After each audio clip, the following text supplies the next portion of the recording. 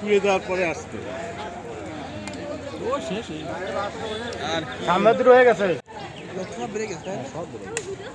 যতগুলো সিট ছিল সবগুলো সিট বুকিং করার পরও মানুষ দাঁড়ান করায় নিয়েছে। তো যারা দাঁড়িয়ে আসছে তাদের কাছ থেকে 600, 700, 750, 650 যার কাছ থেকে যেমন পেরেছে তার কাছ থেকে তেমন টাকা নিয়েছে। তো তারপরে ড্রাইভার বারবার বলছে এই গাড়ি ঢাকায় যাওয়া যাবে না। তো ওখানকার নড়াইল এক্সপ্রেসের যে দালালগুলো আছে এই দালালগুলো জোর করে ড্রাইভারের উপরে চাপিয়ে দিয়ে গাড়িটা ঢাকায় মুভ করেছে। ড্রাইভার বারবার বলতেছে এই গাড়ি ঢাকায় যাবে না, এই গাড়ি ঢাকায় নিয়ে যাওয়া যাবে না, গাড়ি দুর্ঘটনা ঘটতে পারে। যাত্রীরা 3-4বার আমরা নেমে গিয়েছি। তারপরে ওখানে যে দালালগুলো আছে, যে সিন্ডিকেটগুলো আছে, এরা ড্রাইভারের উপরে প্রেশার ক্রিয়েট করে এই গাড়ি ঢাকায় মুভ করেছে। এই গাড়ি কিছুক্ষণ আগেই ঢাকা থেকে ব্যাক করে যশোরের উদ্দেশ্যে এসেছে। যশোরে প্যাসেঞ্জার নামায়ে এই গাড়ি আবার ঢাকার দিকে মুভ করেছে।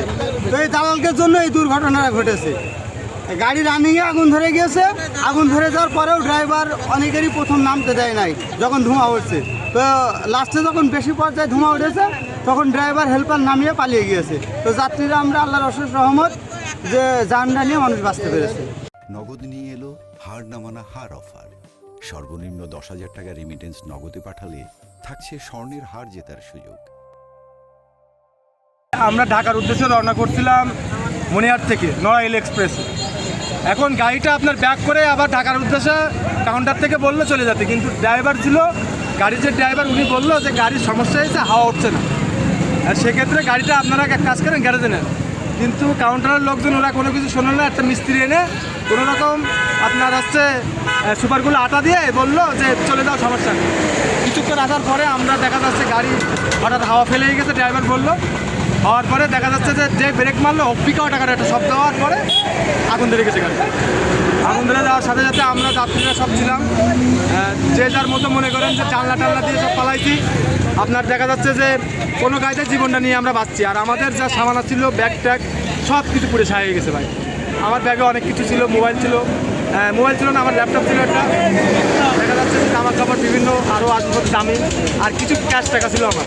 সে টাকাটাও মনে করেন যে ভাই সব শেষ, এখন আর কিছু নাই ভাই। এই হলো কাহিনি। মূলত হচ্ছে ড্রাইভার ঠিক কথা বলছিল যে গাড়ি নিয়ে যাওয়া যাবে না, কিন্তু ওরা শুনেনি। ড্রাইভারের এখানে কোনো দোষ নাই। ড্রাইভার বলছিল যে ভাই গাড়ির সমস্যা হয়েছে, এই গাড়ি নিয়ে যাওয়া যাবে না, কিন্তু ওরা শুনেনি। কাউন্টারের লোকজন বুঝাং বাজাং বাজায় একটা ড্রাইভার মানে একটা পাইপ লাগাইতে আবার পাঠাই দিয়ে এই দুর্ঘটনা হয়ে গেছে। বিষয়টা আছে গাড়িটা যেটা তেলের যে টপ ফাইটে গেছে ওইটা মনে করেন ড্রাইভার আসতে চাই কইছে যে কাউন্টারে আপনারা নিয়ে যায় গাড়ি। ড্রাইভার 2-3বার বলতো, পরে ড্রাইভাররা অনেকের স্টাফরা কাউন্টারের স্টাফরা ওই মাথা চোখ খানকির বেলা তুই বেশি বোঝো, তোরা গাড়িতে নামানো। পরে একটা স্টাফও উঠছে গাড়ির ড্রাইভার, হয়তো ড্রাইভার সামনে নামে যাবো, ওই ড্রাইভার নিয়ে আসবো, কিন্তু ওই ড্রাইভার আসতেই চায়নি। পরে এই জায়গায় হঠাৎ করে স্টার্ট বন্ধ হয়ে গেছে, নিজে আগুন ধরে গেছে, পরে সবাই নামে গেছে।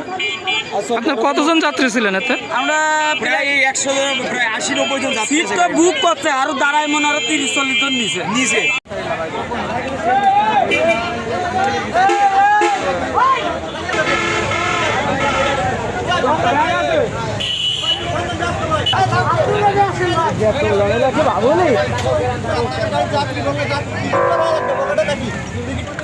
আমাদের এলাকার কোনো লোক উঠবে না,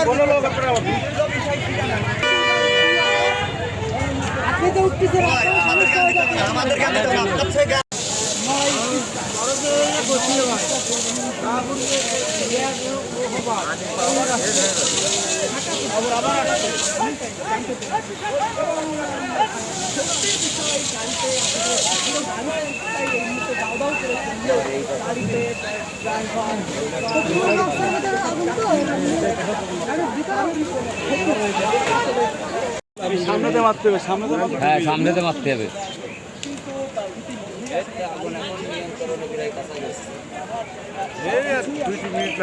সামনে সরে যান, একটু সামনে সরে যান। এইখানটাতে বেশি হবে, ভিতরে একটু জুম করে দেখায় ভয়াবহ অবস্থায়।